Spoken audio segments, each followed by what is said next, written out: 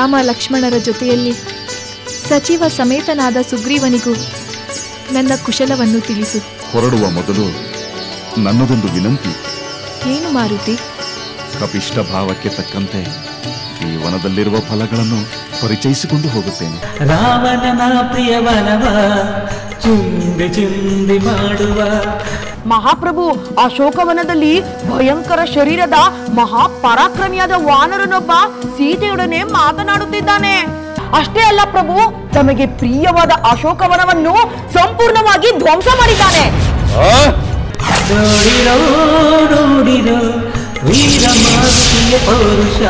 ರಾಮಸತಿ ಮಹಾಪತಿವ್ರತೆಯಾದ ಸೀತಾದೇವಿಯನ್ನು ಅಪಹರಿಸಿದ ಆ ನಿಮ್ಮ ರಾವಣನನ್ನು ಶ್ರೀರಾಮ ಇಷ್ಟರಲ್ಲಿ ಬಂದು ಸಂಹರಿಸುತ್ತಾನೆ.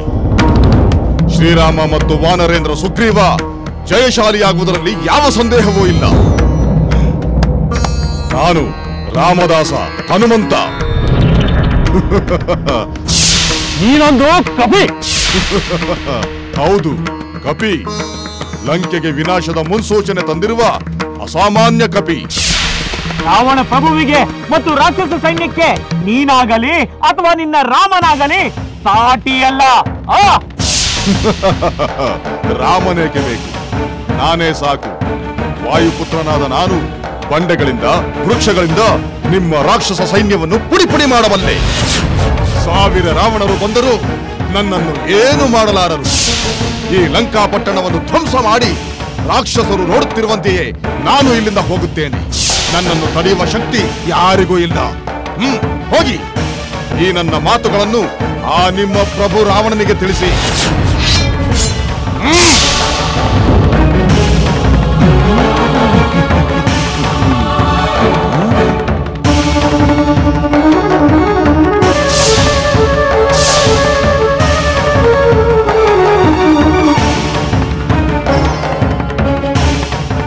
ಮಹಾಪ್ರಭು, ಆ ಕಪಿ ರಾಮದೂತನಂತೆ. ರಾಮನು ವಾನರ ಸೈನ್ಯದೊಡನೆ ಬಂದು ಲಂಕೆಯ ಮೇಲೆ ಆಕ್ರಮಣ ಮಾಡುವಂತೆ. ಆ ರಾಮನು ನಿಮ್ಮನ್ನು ಸಂಹಾರ ಮಾಡುವನೆಂದು ವೀರಾವೇಶದ ಮಾತುಗಳನ್ನಾಡಿದ ಆ ಕಪಿ.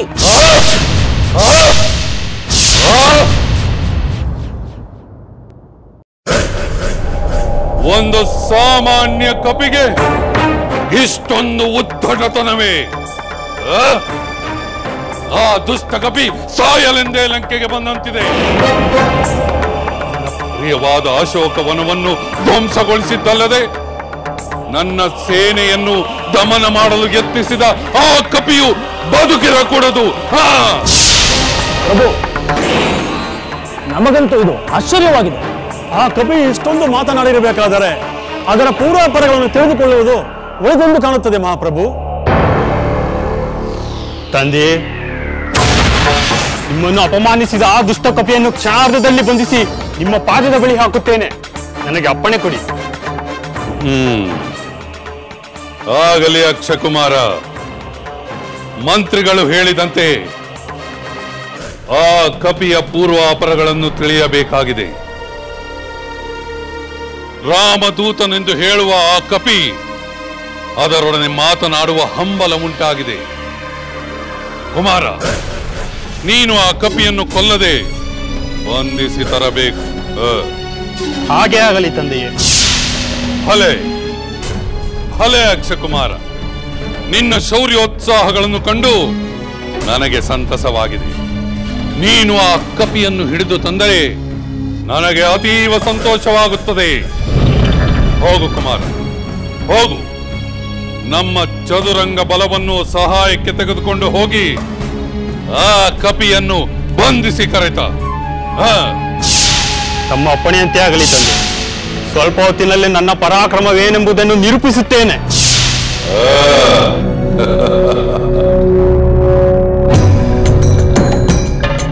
ಆಗಲಿ ಕುಮಾರ. ಆದರೆ ಒಂದು ಮಾತು, ಆ ವಾನರನೊಡನೆ ಹೋರಾಡುವಾಗ ಎಚ್ಚರದಿಂದಿರು. ಸಾಮಾನ್ಯ ಕಪಿ ಎಂದು ಪರಿಗಣಿಸಲಾಗುವುದಿಲ್ಲ. ಏಕೆಂದರೆ ವಾಲಿಯಂತಹ ಮಹಾಪರಾಕ್ರಮಶಾಲಿ ವಾನರನನ್ನು ನಾನು ನೋಡಿದ್ದೇನೆ. ಇವನೇನು ನಿಜವಾದ ವಾನರನೋ, ವಾನರ ರೂಪಿನ ಮಾಯಾವಿಯೋ, ಮಹಾಭೂತವೋ ಅಥವಾ ದೇವತೆಗಳ ಕುತಂತ್ರವೋ ಅದನ್ನು ನಾನು ನೋಡಬೇಕಾಗಿದೆ. ಹೋಗು ಕುಮಾರ, ಬೇಗ ಹೋಗಿ ಆ ಕಪಿಯನ್ನು ಬಂಧಿಸಿ ಕರೆತ.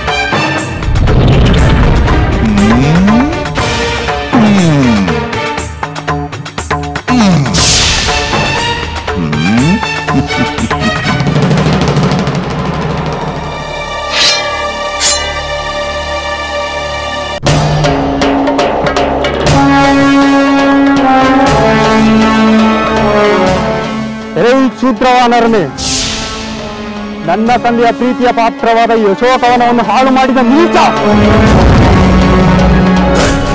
ಆ ನಿನ್ನ ಸ್ವಾಮಿ ರಾಮನಿಂದ ನನ್ನ ತಂದೆಯ ಸಂಹಾರವಾಗುತ್ತದೆಂದು ಬೆದರಿಕೆ ಹಾಕುತ್ತಿರುವೆಯ?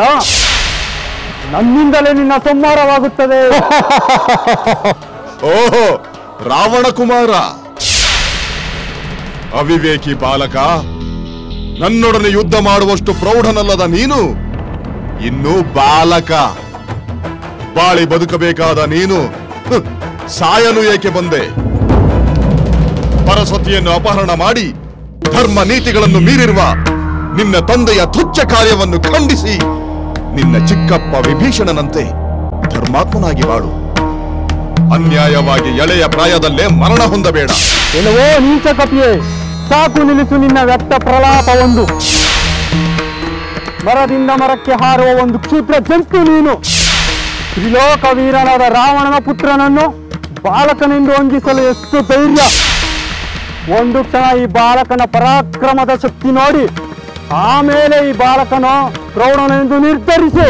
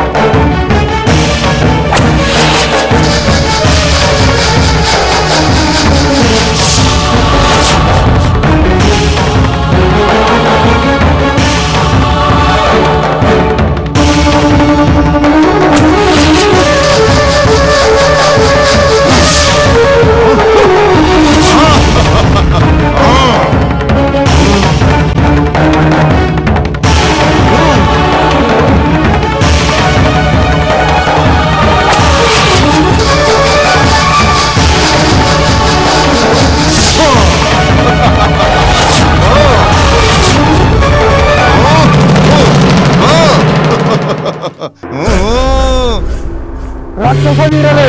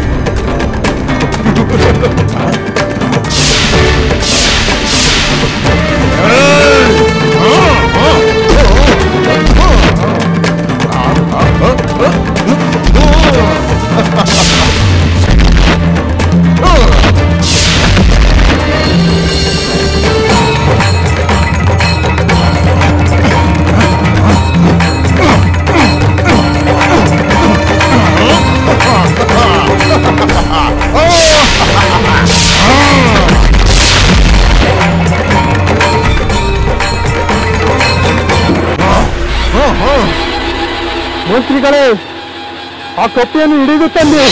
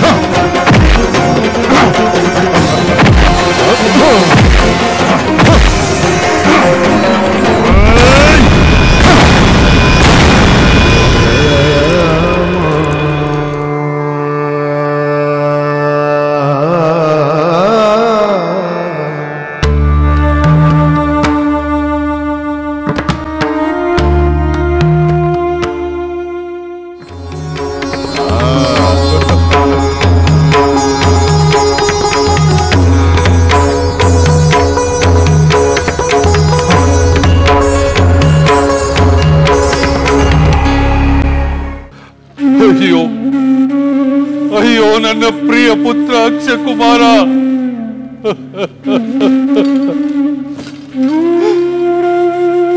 ಆ ನೀಚ ಕಪಿಯನ್ನು ಬಂಧಿಸಿ ನನ್ನ ಕಾಲ ಬಳಿ ಕೆಡವುತ್ತೇನೆಂದು ಹೇಳಿ ಹೋದ ನೀನೇ ಆ ಕಪಿಯಿಂದ ಮೃತ್ಯುವಶರಾದೆಯಲ್ಲ. ಅಯ್ಯೋ ಕುಮಾರ, ನನ್ನ ಪ್ರಿಯ ಪುತ್ರ, ನನಗೋಸ್ಕರ ಹೋರಾಡಿ ಮಡಿದು ವೀರ ಸ್ವರ್ಗವನ್ನೇ ಸಾಧಿಸಿ ಬಿಟ್ಟೆಯಲ್ಲ.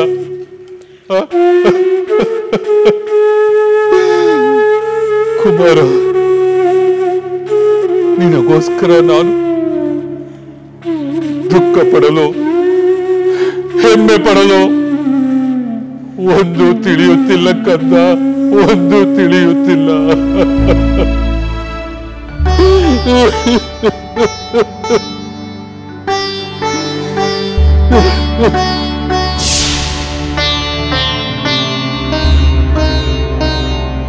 ಪೂಜ್ಯ ಪಿತನೆ, ಬ್ರಹ್ಮವರ ಸಂಪನ್ನನು ದೇವೇಂದ್ರ ಪರಾಜಿತನೂ ಆದ ಮೇಘನಾದನು ನಮಸ್ಕರಿಸುತ್ತಿದ್ದಾನೆ. ಹೇಳ್ಕೊಂಡ ಇಂದ್ರಜಿತ್ ಮಗುವೆ,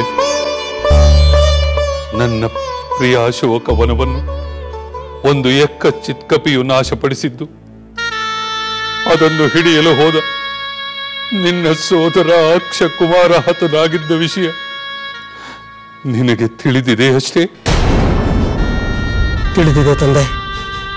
ಆ ಕಪಿಯ ಮೇಲಿನ ಆಕ್ರೋಶ ಅಗ್ನಿ ಪರ್ವತದಂತೆ ಉಕ್ಕಿ ಹರಿಯುತ್ತಿದೆ. ಆದರೆ ಏನು ಮಾಡುವುದು? ಅಜೇಯನಾದ ಈ ರಾವಣ ಎಕ್ಕಚ್ಚಿತ್ ಕಪಿಯ ಮೇಲೆ ಯುದ್ಧ ಮಾಡಿದನಲ್ಲ ಎಂದು 3 ಲೋಕಗಳು ಅಪಹಾಸ್ಯದಿಂದ ನಗುವುದಲ್ಲ ಎಂದು ಚಿಂತಿಸುತ್ತಿರುವೆ ಮಗು. ನಿಜ ತಂದೆ, ನೀವು ಆ ಕಪಿಯೊಡನೆ ಯುದ್ಧ ಮಾಡುವುದು ನಿಮ್ಮ ಘನತೆಗೆ ತಕ್ಕದ್ದಲ್ಲ. ನಾನಿರುವಾಗ ನೀವೇಕೆ ಅಂತ ಸಾಹಸ ಮಾಡಬೇಕು? ನಾನೇ ಆ ಕಪಿಯನ್ನು ಸಂಹರಿಸಲು ಸನ್ನದ್ಧನಾಗಿ ಬಂದಿದ್ದೇನೆ. ನಿಮ್ಮ ಅಪ್ಪಣೆಗಾಗಿ ಬೇಡುತ್ತಿದ್ದೇನೆ. ಮೇಘನಾದ, ಪ್ರಿಯ ಪುತ್ರ, ನೀನು ಬ್ರಹ್ಮನನ್ನೇ ಮೆಚ್ಚಿಸಿ ಬ್ರಹ್ಮಾಸ್ತ್ರವನ್ನು ಪಡೆದವನು, ಸಕಲ ಶಸ್ತ್ರಗಳಲ್ಲೂ ಪರಿಣಿತಿಯನ್ನು ಪಡೆದವನು, ಶ್ರೇಷ್ಠ ವೀರನೆಂದು ಖ್ಯಾತನಾಗಿರುವವನು. ನನ್ನ ಶತ್ರುಗಳಾದ ದೇವತೆಗಳಲ್ಲಿ ಶೋಕವನ್ನುಂಟು ಮಾಡಿರುವವನು. ಇಂದ್ರಾದಿ ಮೊದಲಾದ ದೇವತೆಗಳೇ ನಿನ್ನ ಶೌರ್ಯವನ್ನು ಕಣ್ಣಾರೆ ಕಂಡಿದ್ದಾರೆ. ದೇವತೆಗಳಾಗಲಿ, ಯಕ್ಷ ಗಂಧರ್ವ ಕಿನ್ನರ ಕಿಂಪುರುಷರಾಗಲಿ ನಿನ್ನ ಅಸ್ತ್ರದ ಮುಂದೆ ನಿಲ್ಲಲು ಸಾಧ್ಯವೇ ಇಲ್ಲ. ಹೀಗಿರುವಾಗ ಆ ಯಕ್ಕಚ್ಚಿತ್ ಕಪಿಯು ನಿನಗೆ ಶರಣಾಗುವುದರಲ್ಲಿ ನನಗೆ ಸಂದೇಹವೇ ಇಲ್ಲ ಮಗು. ತಂದೆಯೇ, ಆ ಕಪಿಯನ್ನು ಶೀಘ್ರದಲ್ಲಿ ಬಂಧಿಸಿ ನಿಮ್ಮ ಮುಂದೆ ತಂದು ನಿಲ್ಲಿಸುತ್ತೇನೆ. ದಯವಿಟ್ಟು ನನಗೆ ಅಪ್ಪಣೆ ಕೊಡಿ. ತಂದೆಯೇ, ಆ ಕಪಿಯನ್ನು ಶೀಘ್ರದಲ್ಲಿ ಬಂಧಿಸಿ ನಿಮ್ಮ ಮುಂದೆ ತಂದು ನಿಲ್ಲಿಸುತ್ತೇನೆ. ದಯವಿಟ್ಟು ನನಗೆ ಅಪ್ಪಣೆ ಕೊಡಿ. ಮೇಘನಾದ, ಆ ಕೆಲಸವನ್ನು ನೀನೇ ಮಾಡಬೇಕು. ಆದರೆ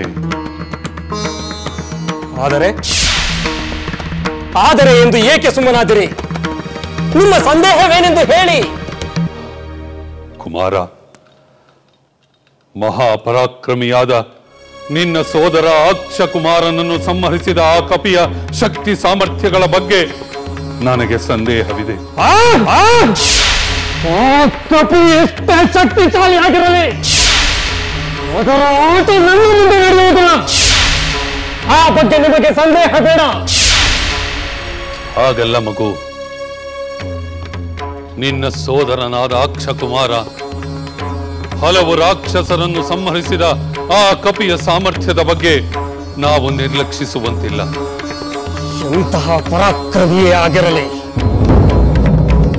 ನನ್ನ ಸೋದರ ಮಂತ್ರಿಗಳು ರಾಕ್ಷಸ ವೀರರ ಸಾವಿನ ಸೇಡನ್ನು ತೀರಿಸಿಕೊಳ್ಳಲೇಬೇಕು. ಹೌದು ಮಗು, ಸೇಡು ತೀರಿಸಿಕೊಳ್ಳಲೇಬೇಕು. ನಿನ್ನ ಪರಾಕ್ರಮವನ್ನು ಉಚಿತ ಸಮಯದಲ್ಲಿ ತೋರಿ ನಿನ್ನ ಬುದ್ಧಿ ವಿವೇಕಗಳಿಂದ ಆ ಕಪಿಯನ್ನು ಬಂಧಿಸಿದ. ಹಾಗೆಯೇ ಆಗಲಿ ತಂದೆ. ವಿಜಯೀ ಭವ, ವಿಜಯೀ ಭವ.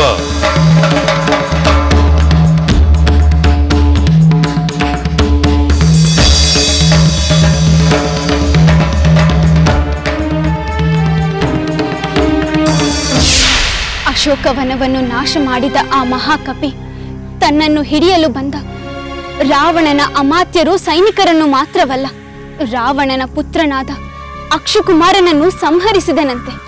ರಾಮದೂತನಾದ ಹನುಮಂತನು ತನ್ನ ಪರಾಕ್ರಮ ಪ್ರದರ್ಶನದ ಮೂಲಕ ನನ್ನ ಸ್ವಾಮಿಯ ಬಲದ ಬಗ್ಗೆ ಸೂಚನೆ ನೀಡುತ್ತಿರಬಹುದು. ಸೀತೆ, ಸೀತೆ, ಏನು ತ್ರಿಜಟೆ? ನೀನು ಆ ಮಹಾಕಪಿಯೊಂದಿಗೆ ಮಾತನಾಡುತ್ತಿದ್ದೆಯಂತೆ, ರಾಕ್ಷಸಿಯರು ಹೇಳುತ್ತಿದ್ದರು. ಹೌದು ತ್ರಿಜಟೆ. ಏನು, ನೀನು ಅದರೊಂದಿಗೆ ಮಾತನಾಡಿದೆಯಾ? ಹೌದು ತ್ರಿಜಟೆ, ಮಾತನಾಡಿದೆ. ಆದರೆ ಅವನು ಸಾಧಾರಣ ಕಪಿಯಲ್ಲ. ನನ್ನ ಸ್ವಾಮಿಯ ಸಂದೇಶವನ್ನು ಹೊತ್ತು ಸಾಗರವನ್ನು ಲಂಘಿಸಿ ಬಂದ ಆ ಮಹಾದೂತನೊಂದಿಗೆ ಮಾತನಾಡಿದೆ. ಅಂದರೆ ಆ ಮಹಾಕಪಿ ಶ್ರೀರಾಮದೂತನೇ. ಸೀತೆ, ನಾನು ಕನಸಿನಲ್ಲಿ ಕಂಡದ್ದು ನಿಜವಾಗುವ ಸಮಯ ಸನ್ನಿಹಿತವಾಗಿದೆ. ರಾವಣೇಶ್ವರ ಶ್ರೀರಾಮನ ದೂತನನ್ನು ಬಂಧಿಸಲು ತನ್ನ ವೀರಪುತ್ರ ಇಂದ್ರಜಿತುವನ್ನು ಕಳುಹಿಸಿರುವನಂತೆ. ಇನ್ನು ಏನೇನು ಅನಾಹುತ ನಡೆಯುವುದೋ ಏನು.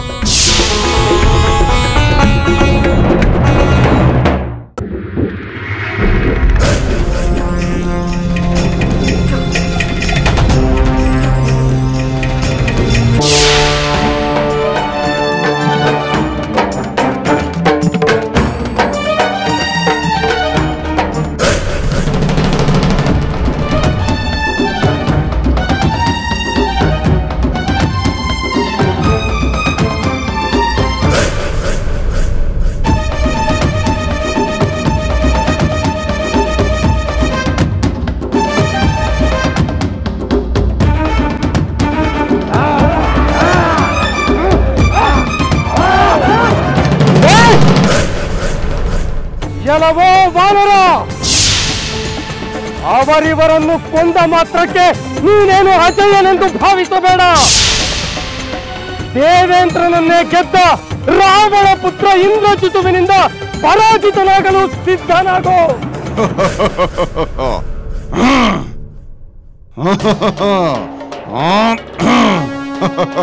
ಸಿದ್ಧನಾಗಿದ್ದೇನೆ ರಾವಣ ಪುತ್ರ. ಸೋಲುವುದಕ್ಕಲ್ಲ, ನಿನ್ನನ್ನು, ನಿನ್ನ ತಂದೆಯನ್ನು, ಇಡೀ ರಾಕ್ಷಸ ಕುಲವನ್ನೇ ಸೋಲಿಸುವುದಕ್ಕೆ. ಸೋಲಿಸುತ್ತೀಯೋ ಸೋಲುತ್ತೀಯೋ ಎಂಬುದು ಈಗ ಅರಿವಾಗುತ್ತದೆ.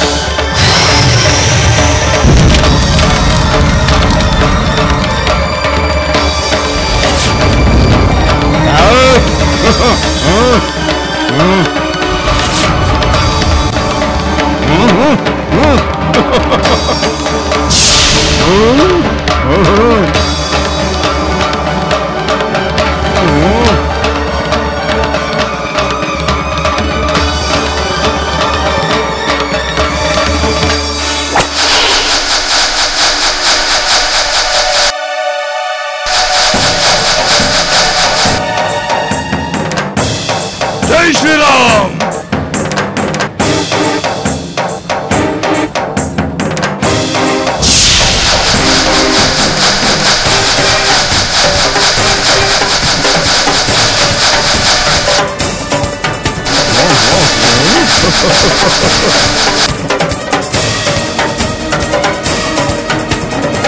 Oh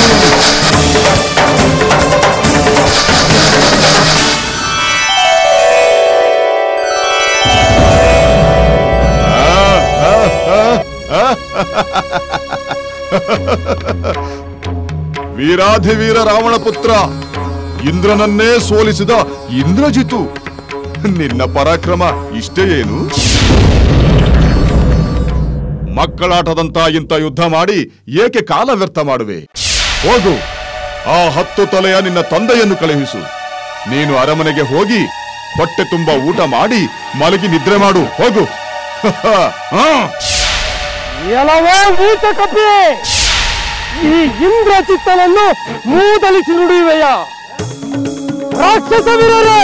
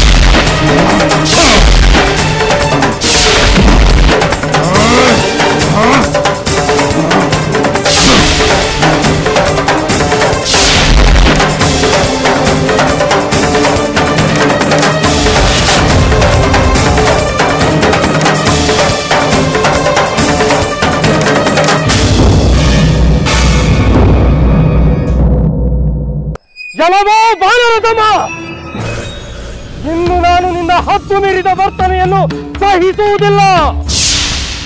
ಈ ಕ್ಷಣವೇ ನಿನ್ನನ್ನು ಬಂಧಿಸಿ ತಂದೆಯ ಬಳಿಗೆ ಎಳೆದೊಯ್ಯುತ್ತೇನೆ. ಈ ಇಂದ್ರಜಿತುವಿನ ಬ್ರಹ್ಮಾಸ್ತ್ರದಿಂದ ಅದೇಗೆ ತಪ್ಪಿಸಿಕೊಳ್ಳುವೆಯೋ ನಾನು ನೋಡಿಯೇ ಬಿಡುತ್ತೇನೆ.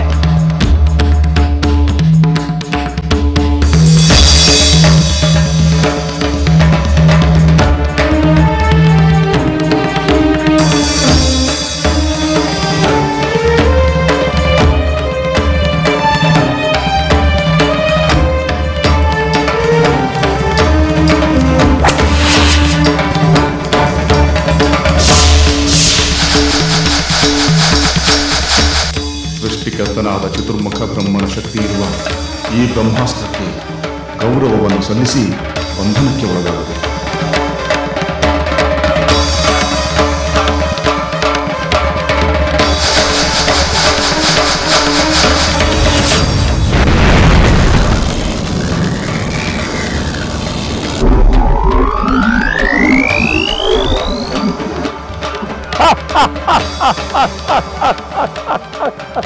ಅಹಂಕಾರದಿಂದ ಬಡಿಸಿದ ಕಪಿ ಈಗ ನಾನು ಪ್ರಯೋಗಿಸಿದ ಬ್ರಹ್ಮಾಸ್ತ್ರದ ಬಂಧನದಲ್ಲಿ ಸಿಲುಕಿದೆ. ಈಗ ಇದನ್ನು ಸುಲಭವಾಗಿ ತಂದೆಯ ಬಳಿಗೆ ಎಳೆದೊಯ್ಯಬಹುದು.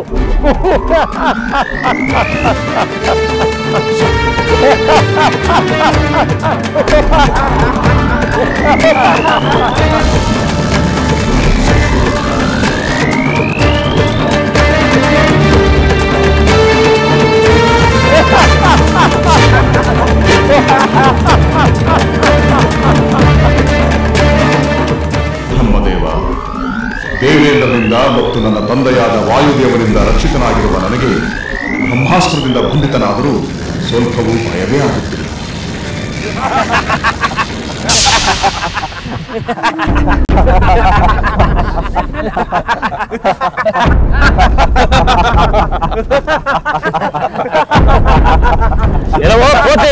ಎಷ್ಟು ಮಾತನಾಡಿದೆ ನೀನು, ಎಷ್ಟು ಆಟಾಟೋಪವನ್ನು ತೋರಿಸಿದೆ. ಈಗ ನೋಡು ನಿನ್ನ ಸ್ಥಿತಿ.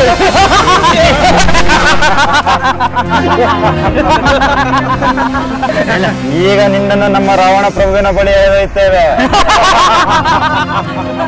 ನನಗೂ ಅದೇ ಬೇಕಾಗಿರುವುದು. ಆ ದುಷ್ಟ ರಾವಣನೊಡನೆ ಮುಖಾಮುಖಿಯಾಗಿ ಮಾತನಾಡಬೇಕೆಂಬ ಆತುರವಿದೆ. ಇದೇ ಅದಕ್ಕೆ ಒಳ್ಳೆಯ ಅವಕಾಶ. ಈ ಮೂರ್ಖ ರಾಕ್ಷಸರ ಅವಿವೇಕಕ್ಕೆ ನನಗೆ ನಗು ಬರುತ್ತಿದೆ. ಬ್ರಹ್ಮಾಸ್ತ್ರದಿಂದ ಬಂಧಿತನಾಗಿರುವ ನನ್ನನ್ನು ಮತ್ತೆ ಹಗ್ಗದಿಂದ ಬಂಧಿಸುವುದು ಬ್ರಹ್ಮಾಸ್ತ್ರಕ್ಕೆ ಅಗೌರವ ತೋರಿಸಿದಂತೆ ಎಂಬ ಸಾಮಾನ್ಯ ಜ್ಞಾನವೇ ಇಲ್ಲ ಇವರಿಗೆ. ಈ ಅವಿವೇಕಿಗಳು ಈ ವಾನರನನ್ನು ಹಗ್ಗದಿಂದ ಕಟ್ಟಿದರಲ್ಲ, ಈಗ ಬ್ರಹ್ಮಾಸ್ತ್ರ ನಿರುಪಯುಕ್ತವಾಗುತ್ತದೆ. ಈ ಕಪಿಗೆ ಸತ್ಯವೇನಾದರೂ ಗೊತ್ತಾದರೆ ಮತ್ತೆ ಆಕ್ರಮಣ ಮಾಡಬಹುದು. ಅಷ್ಟರಲ್ಲಿ ಇವನನ್ನು ಬಂದಿಯವರ ಬಳಿಗೆ ಯಾರೊಯ್ಯಬೇಕು. ಕೂಡಲೇ ಈ ಕಪಿಯನ್ನು ಪ್ರಭುಗಳ ಬಳಿಗೆ ಹೊತ್ತು ನಡೆಯಿರಿ.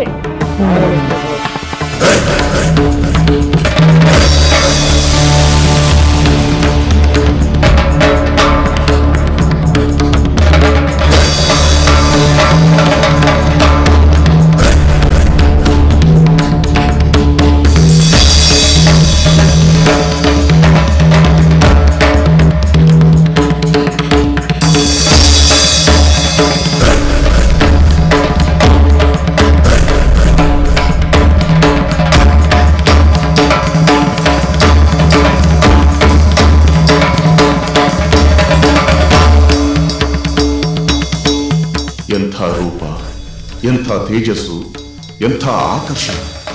ನಿಶ್ಚಯವಾಗಿಯೂ ಈ ರಾಕ್ಷಸ ಸರ್ವಲಕ್ಷಣ ಸಂಪನ್ನನಾಗಿದ್ದಾನೆ. ಅಧರ್ಮದಿಂದ ಕಳಂಕಿತನಾಗದಿದ್ದರೆ ಈ ರಾವಣೇಶ್ವರ ದೇವಲೋಕವನ್ನೇ ಆಳಬಲ್ಲ ಸಾಮರ್ಥ್ಯ ಹೊಂದಿದ್ದಾನೆ. ಹಿಂದೊಮ್ಮೆ ನಾನು ಕೈಲಾಸ ಪರ್ವತವನ್ನು ಕದಲಿಸಿದ ಸಂದರ್ಭದಲ್ಲಿ ನಂದಿಯನ್ನು ಕಪಿಮುಖದವನೆಂದು ಹಾಸ್ಯ ಮಾಡಿದ್ದೆ. ಆಗ ನಂದಿ ಕೆರಳಿ, ಯಾವ ಕಪಿಗಳಿಂದಲೇ ನೀನು ನಾಶ ಹೊಂದುವೆ ಎಂದು ಶಾಪ ಕೊಟ್ಟಿದ್ದ. ಆ ಶಾಪವನ್ನು ಸತ್ಯ ಮಾಡಲು ನಂದಿಯೇ ಕಪಿಯ ರೂಪದಲ್ಲಿ ಬಂದಿರುವನು. ಕೆಲವೋ ರಾವಣ, ಮೂರ್ಖನಂತೆ ವರ್ತಿಸಬೇಡ. ಮೂರ್ಖನಂತೆ ವರ್ತಿಸುತ್ತಿರುವುದು ನಾನಲ್ಲ, ನೀನು. ಮಂಗನಂತೆ ಕುಚೇಷ್ಟೆಯ ಮಾತುಗಳನ್ನಾಡುತ್ತಿರುವ ದುರುಳ. ಕೆಲವೋ ದುರಂಕಾರಿ, ನನ್ನನ್ನೇ ಮಂಗನೆಂದು ಹೀಯಾಳಿಸಿದಲ್ಲವೇ? ಆ ಮಂಗನ ಮುಖದ ವಾನರೇ ನಿನ್ನ ಅಪಜಯಕ್ಕೆ ಕಾರಣವಾಗಲಿ. ಆ ವಾನರ ಶಕ್ತಿಯ ಪರಾಕ್ರಮಗಳಿಂದ ನಿನ್ನ ಲಂಕೆಯನ್ನು ನಾಶವಾಗಲಿ. ಅದೇ ನಿನ್ನ ಸಂಹಾರಕ್ಕೆ ಸೇತುವಾಗಲಿ.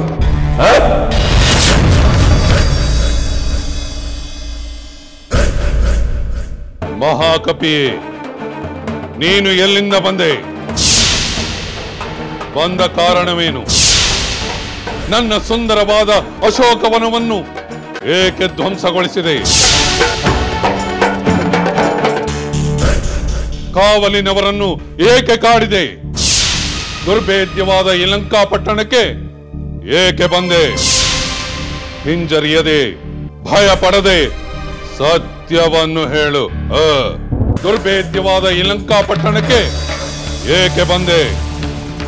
ಹಿಂಜರಿಯದೆ, ಭಯ ಪಡದೆ ಸತ್ಯವನ್ನು ಹೇಳು. ಅಸತ್ಯವನ್ನು ನುಡಿಯುವುದು ನನಗೆ ತಿಳಿಯದು ರಾವಣೇಶ್ವರ. ನಾನು ಸತ್ಯವನ್ನೇ ನುಡಿಯುತ್ತೇನೆ. ಆದರೆ ಆ ಸತ್ಯವನ್ನು ಕೇಳುವ ಸ್ಥೈರ್ಯ ನಿನಗಿದೆಯೇ?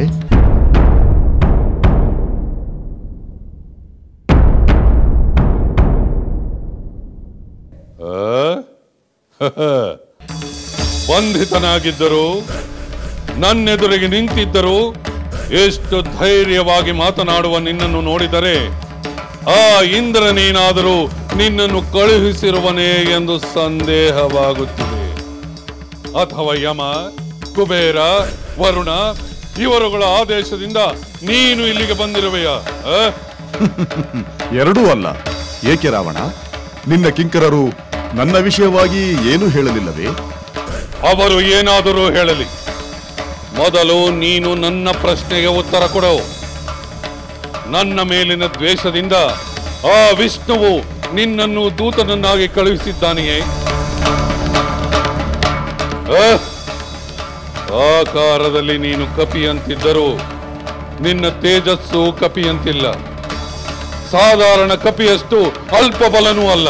ಅದಕ್ಕಾಗಿ ಹೇಳುತ್ತಿದ್ದೇನೆ, ನೀನು ಸತ್ಯವನ್ನು ನುಡಿದರೆ ಬಂಧ ಮುಕ್ತನಾಗುತ್ತೀಯ. ಸುಳ್ಳಾಡಿದರೆ ನಿನ್ನ ಜೀವ ಉಳಿಯುವುದಿಲ್ಲ. ಬೇಗ ಹೇಳು, ಈ ಲಂಕೆಗೆ ನೀನು ಏಕೆ ಬಂದೆ? ದಶಕಂಠ ರಾವಣ, ನಾನು ಇಂದ್ರ, ವಿಷ್ಣು, ಯಮ, ಕುಬೇರ, ವರುಣ ಈ ಯಾರ ದೂತನೂ ಅಲ್ಲ. ನಾನು ವೇಷಧಾರಿ ಕಪಿಯೂ ಅಲ್ಲ. ನಾನು ಜನ್ಮತಃ ವಾನರ. ನಿಜ ರೂಪದಲ್ಲಿಯೇ ಬಂದಿದ್ದೇನೆ. ಖಂಡಿತ ನಾನು ವೇಷಧಾರಿ ಅಲ್ಲ. ಹಾಗಾದರೆ ನನ್ನ ಪ್ರಿಯವಾದ ಅಶೋಕವನವನ್ನು ಏಕೆ ಹಾಳು ಮಾಡಿದೆ? ಅದಕ್ಕಾದರೂ ಒಂದು ಕಾರಣವಿರಬೇಕಲ್ಲವೇ? ಖಂಡಿತ ಕಾರಣವಿದೆ. ರಾಕ್ಷಸ ರಾಜನಾದ ನಿನ್ನನ್ನು ನನ್ನಂಥ ವಾನರ ಸುಲಭವಾಗಿ ನೋಡಲು ಸಾಧ್ಯವೇ? ನಿನ್ನನ್ನು ನೋಡುವ ಸಲುವಾಗಿಯೇ ನಾನು ಅಶೋಕವನವನ್ನು ಧ್ವಂಸ ಮಾಡಿದೆ. ಆ ಸಂದರ್ಭದಲ್ಲಿ ರಾಕ್ಷಸರು ಯುದ್ಧಕ್ಕೆ ಬಂದರೆ ಆತ್ಮರಕ್ಷಣೆಗಾಗಿ ನಾನು ಯುದ್ಧ ಮಾಡಲೇಬೇಕಲ್ಲವೇ? ಆತ್ಮರಕ್ಷಣೆಯೇ ಯುದ್ಧವಾಗಿದ್ದರೆ ನೀನು ನನ್ನ ಪುತ್ರ ಅಕ್ಷಕುಮಾರನನ್ನು ಕೊಲ್ಲುತ್ತಿರಲಿಲ್ಲ. ಸದ್ಯ ಮಹಾಬಲಶಾಲಿಯಾದ ನನ್ನ ಪುತ್ರ ಮೇಘನಾದನಿಗೆ ಸೋತೆಯಲ್ಲ. ರಾವಣ, ನಿನ್ನ ಈ ಪುತ್ರ ಮೇಘನಾದನಿಗೆ ನಾನು ಸೋಲುವವನಲ್ಲ. ದೇವಾಸುರರು ಒಟ್ಟಾಗಿ ಬಂದರೂ ಯಾವುದೇ ಅಸ್ತ್ರಗಳಿಂದಾಗಲಿ ಪಾಶದಿಂದಾಗಲಿ ನನ್ನನ್ನು ಬಂಧಿಸಲು ಸಾಧ್ಯವಿಲ್ಲ.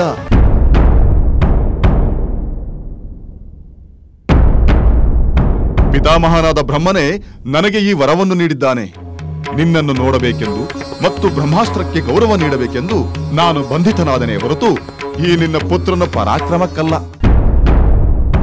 ಅಂದರೆ ಏನು ನಿನ್ನ ಮಾತಿನ ಅರ್ಥ? ಅಷ್ಟು ಅರ್ಥವಾಗಲಿಲ್ಲವೇ? ನಾನು ಬ್ರಹ್ಮಾಸ್ತ್ರದಿಂದ ಮುಕ್ತನಾಗಿದ್ದರೂ ನಿನ್ನ ಅನುಚರರು ನಾನಿನ್ನೂ ಬಂಧಿತನಾಗಿದ್ದೇನೆಂದೇ ಭಾವಿಸಿಕೊಂಡಿದ್ದಾರೆ. ತಂದೆಯೇ, ನಾನು ಬ್ರಹ್ಮಾಸ್ತ್ರ ಪ್ರಯೋಗಿಸಿ ಈ ಕಪಿಯನ್ನು ಬಂಧಿಸಿದ್ದು ನಿಜ. ಆದರೆ ನಮ್ಮ ಕಿಂಕರರು ಮತ್ತೆ ಈ ಹಗ್ಗವನ್ನು ಕಟ್ಟಿದ್ದರಿಂದ ಅದರ ಪ್ರಭಾವ ನಿರರ್ಥಕವಾಯಿತು. ಹಾಗಾದರೆ ಈ ವಾನರ ಈಗ ಬಂಧನದಲ್ಲಿಲ್ಲ. ಇವನು ಬರೀ ಚತುರನಲ್ಲ, ಮಹಿಮೆಯುಳ್ಳವನೂ ಆಗಿರಬೇಕು. ಏಕೆ ದಶಕಂಠ ರಾವಣ, ನಾನು ಬಂಧನದಲ್ಲಿಲ್ಲವೆಂದು ಭಯದಿಂದ ಮೌನವಾಗಿ ಬಿಟ್ಟೆಯಾ?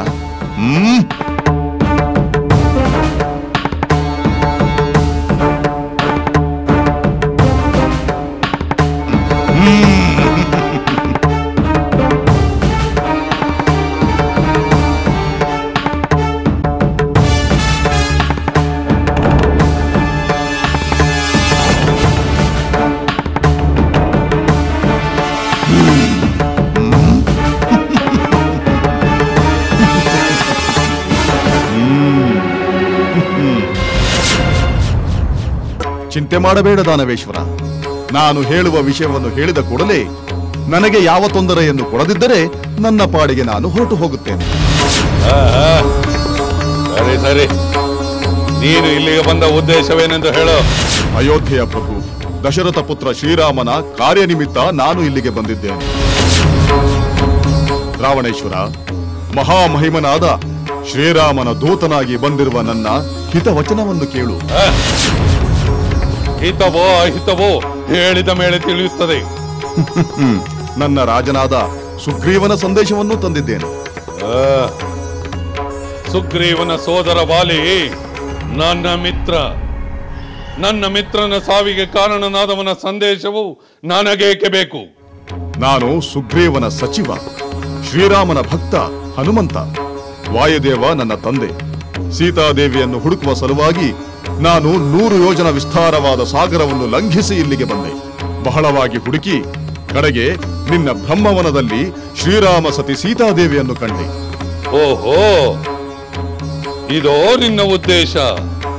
ವಿಶಾಲವಾದ ಸಾಗರವನ್ನು ದಾಟಿ ಸಹಸ್ರಾರು ರಾಕ್ಷಸರ ಕಣ್ತಪ್ಪಿಸಿ ಲಂಕಿಣಿಯನ್ನು ಮಣಿಸಿ ಸೀತೆಯನ್ನು ನೋಡಿದೆ ಎಂದರೆ ನಿನ್ನ ಮೆಚ್ಚುಗೆ ಅಭಿನಂದನೆ ನನಗೆ ಬೇಕಾಗಿಲ್ಲ.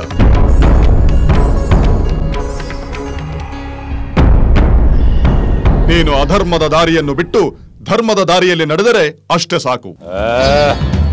ಯಾವ ಧರ್ಮ? ಪರಸ್ತ್ರೀಯರನ್ನು ಅಪಹರಿಸಬಾರದೆಂಬುದು ಧರ್ಮ. ರಾವಣ, ಸಕಲ ಶಾಸ್ತ್ರಗಳನ್ನೂ ಬಲ್ಲ ನಿನಗೆ ಧರ್ಮ ಯಾವುದು ಅಧರ್ಮ ಯಾವುದೆಂದು ತಿಳಿದಿಲ್ಲವೇ? ತಪಸ್ಸಿನಿಂದ ಹಲವು ವರಗಳನ್ನು ಪಡೆದ ನಿನಗೆ ಪತಿವ್ರತೆಯಾದ ಸಾಧ್ವಿಯನ್ನು ಕಾಡುವುದು ಅಧರ್ಮವೆಂದು ಅರ್ಥವಾಗಲಿಲ್ಲವೇ? ವಂಶನಾಶಕವಾದ ಈ ದುರ್ಮಾರ್ಗವನ್ನು ನಿನ್ನಂಥವನು ಅನುಸರಿಸಬಾರದು. ಸಾಕು ಮಾಡು ನಿನ್ನ ಅಸಂಬದ್ಧ ಪ್ರಲಾಪವನ್ನು. ಎಲ್ಲವೋ ವಾನರ, ನನ್ನ ಧರ್ಮದ ಅರ್ಥವೇ ಬೇರೆ. ನಾನು ಬಯಸಿದಂತೆ ನಡೆಯುವುದೇ ನನ್ನ ಧರ್ಮ. ನನಗೆ ಬೇಕೆನಿಸಿದ್ದನ್ನು ಪಡೆಯುವುದು ನನ್ನ ಧರ್ಮ. ನನಗೆ ಅಡ್ಡ ಬಂದವರನ್ನು ಧ್ವಂಸ ಮಾಡುವುದು ನನ್ನ ಧರ್ಮ. ನನ್ನದು ವೀರರ ಧರ್ಮ, ನಿನ್ನದು ಹೇಡಿಗಳ ಧರ್ಮ. ನಿಜವಾದ ಧರ್ಮ ವೀರರಿಗೂ ಹೇಡಿಗಳಿಗೂ ಸರ್ವರಿಗೂ ಒಂದೇ ರಾವಣ. ಪರಸ್ತ್ರೀ ಅಪಹರಣ ವೀರರಿಗೂ ಅಧರ್ಮವೇ, ಹೇಡಿಗಳಿಗೂ ಅಧರ್ಮವೇ. ನಿನ್ನ ಅಧರ್ಮ ಧರ್ಮವೆನ್ನುವುದಾದರೆ ಧರ್ಮಾತ್ಮನಾದ ಶ್ರೀರಾಮನ ಕ್ರೋಧದ ಪರಿಣಾಮವು ನಿನ್ನದೇ ಆಗುತ್ತದೆ. ಕೋತಿ ಮೊಚ್ಚಬಾಯಿ, ರಾಮನಂತೆ ರಾಮ ಗುಮ್ಮವಂತೆಂದು ಹೆದರುವ ಎಳೆಯ ಹಸುಳೆಗಳು ಇಲ್ಲಿ ಯಾರು ಇಲ್ಲ.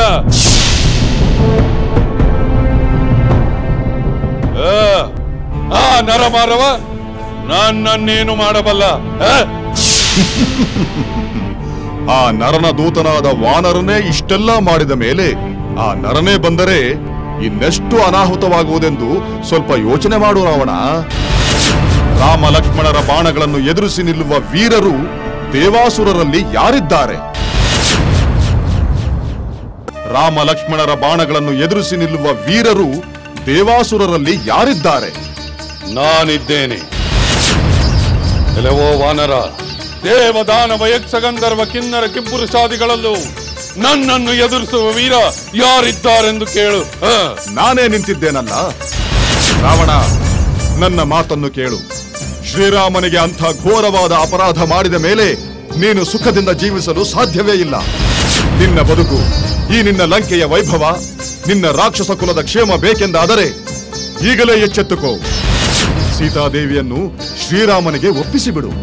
ಇಲ್ಲ ಇಲ್ಲ, ಸಾಧ್ಯವೇ ಇಲ್ಲ.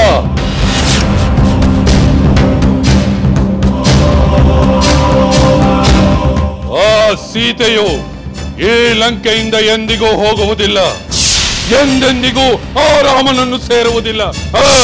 ಅವಿವೇಕಿಯಂತೆ ಮಾತನಾಡಬೇಡ ರಾವಣ.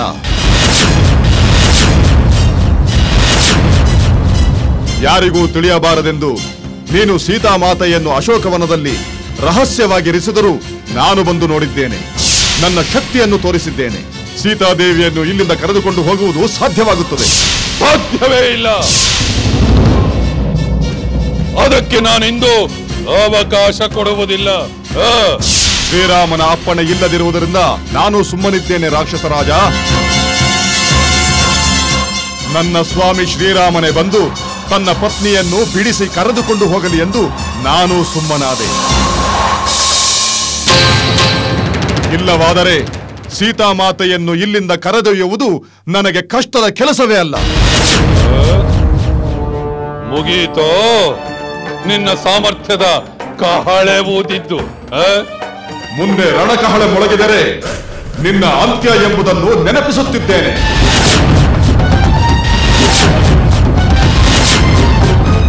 ಓಹೋ, ಒಂದು ಕಪಿಯಿಂದ ಈ ರಾವಣೇಶ್ವರನ ಅಂತ್ಯದ ಭವಿಷ್ಯ ಕೇಳಬೇಕು.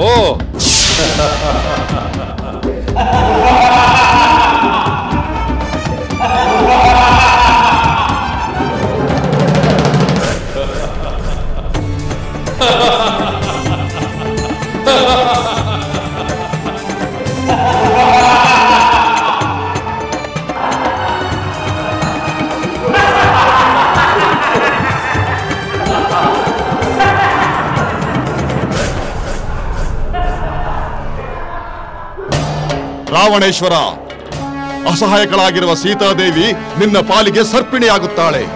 ಎಷ್ಟೇ ಬಲವಂತನಾದರೂ ವಿಷಾನ್ನವನ್ನು ತಿಂದು ಬದುಕುತ್ತೇನೆಂಬ ಭ್ರಮೆಯನ್ನು ಬಿಡು.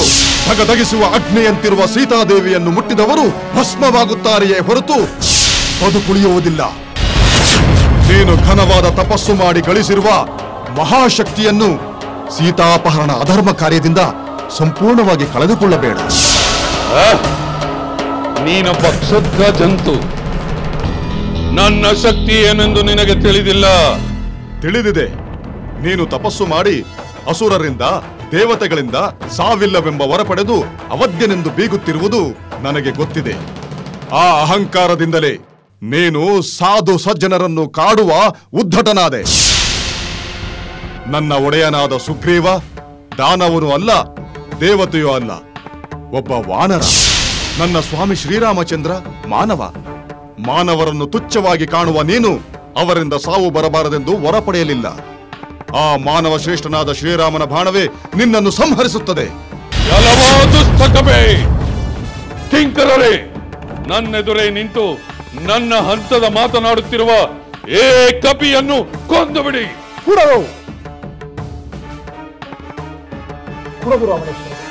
ಈ ವಾನರ ಶ್ರೇಷ್ಠರನ್ನು ಕೊಲ್ಲುವುದು ತರವಲ್ಲ. ಏಕೆ ತರವಲ್ಲ? ನಾನೇಕೆ ಅವನನ್ನು ಕೊಲ್ಲಬಾರದು? ಆ ರಾಮನ ಬಾಣಗಳಿಂದ ನನ್ನ ಸಾವು ಬರುತ್ತದೆ ಎಂದು ಈ ಕಪಿ ಬಡಬಡಿಸುತ್ತಲೇ ಇದೆ. ಇವನನ್ನು ನಾನೇಕೆ ಕೊಲ್ಲಬಾರದು? ತಾಳ್ಮೆ ರಾವಣೇಶ್ವರ. ದೂತರನ್ನು ಕೊಲ್ಲುವುದು ರಾಜನೀತಿಯಲ್ಲ. ದೂತರಾದ ಯಾರೇ ಆದರೂ ತನ್ನ ಒಡೆಯನ ಅಭಿಪ್ರಾಯಗಳನ್ನು ತಿಳಿಸುವುದು ಆತನ ಕರ್ತವ್ಯ. ದೂತ ವಿಭೀಷಣ, ಇವನು ದೂತನಲ್ಲ, ದೂತನ ವೇಷದಲ್ಲಿ ಬಂದಿರುವ ಉಪದ್ರವಿ. ದೂತನಾಗಿದ್ದರೆ ತನ್ನ ಸಂದೇಶವನ್ನು ಹೇಳಿ ತೊಲಗಬೇಕಿತ್ತು. ಇವನು ನನ್ನ ಪ್ರಿಯವಾದ ಅಶೋಕವನವನ್ನು ನಾಶಪಡಿಸಿದ್ದಾನೆ, ನಮ್ಮ ರಾಕ್ಷಸರನ್ನು ಕೊಂದಿದ್ದಾನೆ. ಇಲ್ಲ, ನನ್ನ ಪುತ್ರನಾದ ಅಕ್ಷಕುಮಾರನನ್ನು ಸಂಹರಿಸಿದ್ದಾನೆ. ಇವನನ್ನು ದೂತನೆಂದು ಕ್ಷಮಿಸಿಬಿಡದೆ? ಸಹೋದರ, ಯುದ್ಧಕ್ಕೆ ಬಂದವರೊಡನೆ ಹೋರಾಡುವುದು ಯುದ್ಧ ಧರ್ಮ. ಅದರಲ್ಲಿ ಯಾರು ಯಾರನ್ನೇ ಕೊಂದರೂ ಅದು ಆ ಯುದ್ಧ ಧರ್ಮದ ಭಾಗವಾಗುತ್ತದೆ. ಒಂದು ವೇಳೆ ಅಕ್ಷಕುಮಾರನೇ ಯುದ್ಧದಲ್ಲಿ ಇವನನ್ನು ಕೊಲ್ಲಬಹುದಾಗಿತ್ತಲ್ಲ, ಆಗ ನೀನು ನಿನ್ನ ಪುತ್ರನನ್ನು ಅಪರಾಧಿ ಎನ್ನುತ್ತಿದ್ದೀಯೇ? ನನ್ನ ಮಾತನ್ನು ಕೇಳು ಸಹೋದರ. ಈ ವಾನರನ್ನು ವಧಿಸುವುದು ನಿಂದವಾಗುತ್ತದೆ. ಧರ್ಮಕ್ಕೆ ವಿರುದ್ಧ, ನಿನ್ನ ಘನತೆಗೂ ಕಳಂಕ. ವಿನಾಕಾರಣ ಅಶೋಕವನವನ್ನು ನಾಶಪಡಿಸಿದ ಅಪರಾಧ ಒಂದೇ ಸಾಕು ಏತನನ್ನು ವಧಿಸಲು. ವಧಿಸುವಂತ ದೊಡ್ಡ ಅಪರಾಧವಲ್ಲ ಅದು. ನೀನು ವಿವೇಕಿ, ಜ್ಞಾನಿ. ನಿನ್ನಂಥವನು ಕ್ಷಣಿಕ ಆವೇಶಕ್ಕೆ ಒಳಗಾಗಿ ಅನುಚಿತವಾದ ಕಾರ್ಯ ಮಾಡುವುದು ತರವಲ್ಲ. ವಧೆಯ ಯೋಚನೆಯನ್ನು ಬಿಟ್ಟು ಈ ದೂತನಿಗೆ ಸಕಾರಣವಾದ ಶಿಕ್ಷೆ ಇದ್ದರೆ ಅದನ್ನು ಯೋಚಿಸಿ. ಚಿಕ್ಕಪ್ಪ,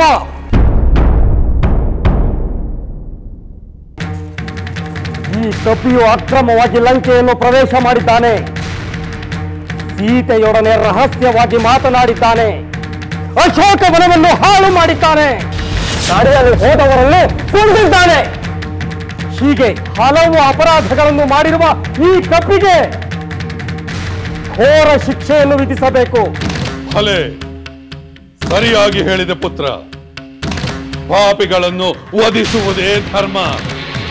ಈ ಕಪಿಯನ್ನು ಕೊಲ್ಲುವುದು ನ್ಯಾಯವಾಗಿಯೇ ಇದೆ. ಈ ಕಪಿಯನ್ನು ಕೊಲ್ಲುವುದು ನ್ಯಾಯವಾಗಿಯೇ ಇದೆ. ಈ ಕಪಿಯನ್ನು ಕೊಲ್ಲುವುದು ನ್ಯಾಯವಾಗಿಯೇ